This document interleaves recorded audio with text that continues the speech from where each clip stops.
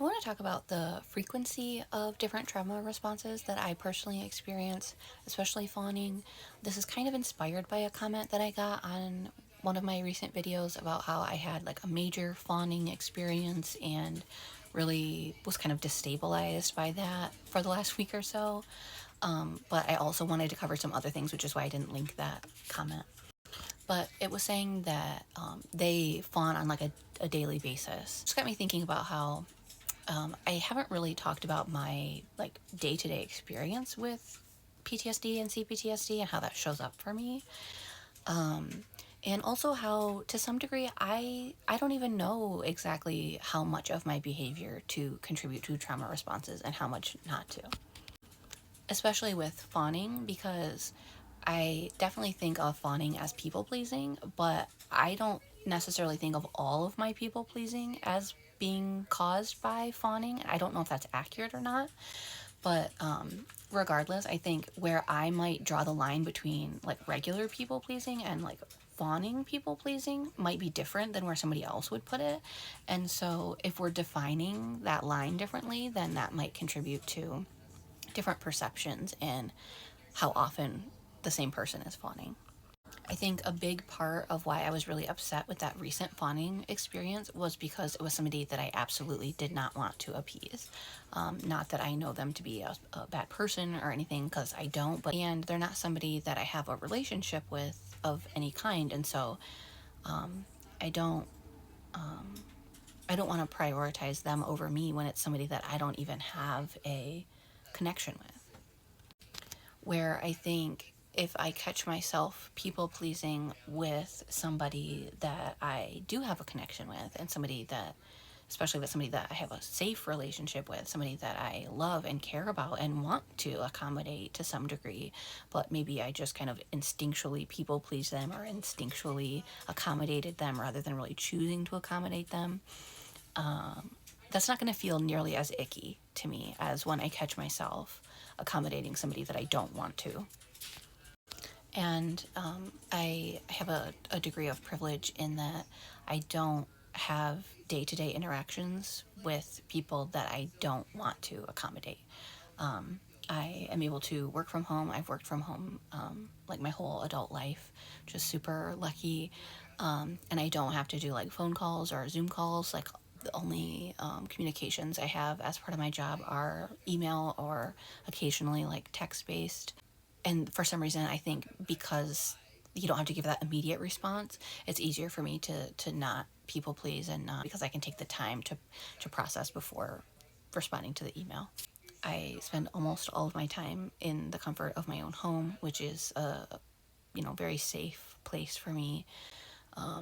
So I definitely am triggered a lot less than I would be if I had to have a job where I was working with like the general public or probably even with coworkers, unless I just really looked out and got like a great supervisor and coworkers who were all really safe people for me, which is probably not super likely to happen.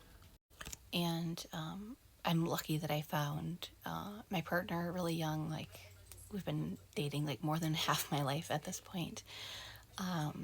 And now we're both doing healing journeys. We're both pretty aware of each other's traumas and also just kind of like general signs like that one or the other of us is going into a trauma response, like when we start noticing black and white thinking, or when emotions seem like bigger than what you might typically expect for based on like what happened. And we're both able to like give each other the benefit of the doubt a lot, and we just try to be really safe for each other, and so that's a huge privilege.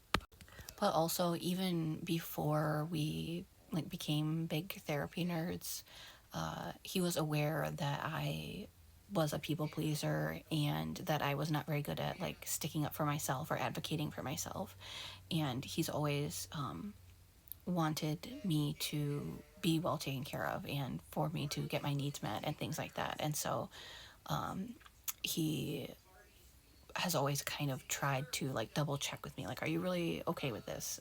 Do you really not need that? Are you sure of this? Or even when he's like asking something of me, like he would often follow it up with like, "Are you really sure? Like, it's okay if you want to say no." So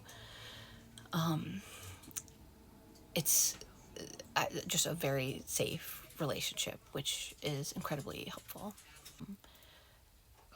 A lot of what's hard for me is like other people. So being able to work from home and not interact with a whole lot of people helps me a lot. Whereas I'm sure, like, for some people, their triggers aren't people, they're just unavoidable parts of life. So even if they could like work from home or whatever, like they might still like be facing their triggers all the time. However, on the flip side of that, avoidance isn't really a great long-term tactic either. I think kind of the double-edged sword of avoidance is like when you can kind of create a life that helps you avoid your triggers, largely like I have, it can kind of leave you feeling like you're more okay than you actually are, because you can have good days, maybe even fairly often, where your trauma doesn't really seem to be holding you back. But if you were to try to get out in your community, then you would be faced with all of the stuff that you've been avoiding because all these triggers would come up. And so it can almost create like a sense of like pseudo wellness rather than actually being functioning well. But yeah, I think like my kind of like instinctual view is that I probably experience some level of trigger maybe once or twice a week, but most of the time they're kind of like moderate sized triggers where I get emotional and have to work through it, but within like an hour or maybe 2 hours, I'm able to like return to a baseline. And then, I don't know, maybe once a month or something, experiencing a bigger trigger that will like really knock me over for the day. But again, maybe I should be including even smaller triggers in than what I'm really counting. Like last night, I went to the grocery store with my husband, and I was looking for a certain card while trying to pay, and he like saw that I was struggling and pointed to a card in my wallet that he thought was the one I was looking for, and it wasn't the one that I was looking for. But still, just like without thinking about it, I just used that card that he pointed to instead of like taking a minute to like explain to him what I was looking for and what I was trying to do. And it didn't matter. Like it was okay to use the card that he pointed to. But it also would have been okay for me to just say like, "Hey, I was actually planning to use this other card, and here's why." Or whatever. Like I probably don't even have to explain it that much. Like I could have just said, "Oh, I'm looking for another card." But like I do just default to like just doing what he wanted me to do, even though it's like this like teeny tiny thing, and I didn't feel like scared at all or triggered at all. It's just but maybe that is still a trigger if I still default to like, oh, they're kind of feels like they're telling me to do this, so then I kind of just do it without really thinking. Maybe that is a trigger, even though I don't like feel anxious or anything. It's like I just kind of default to going along. I don't know.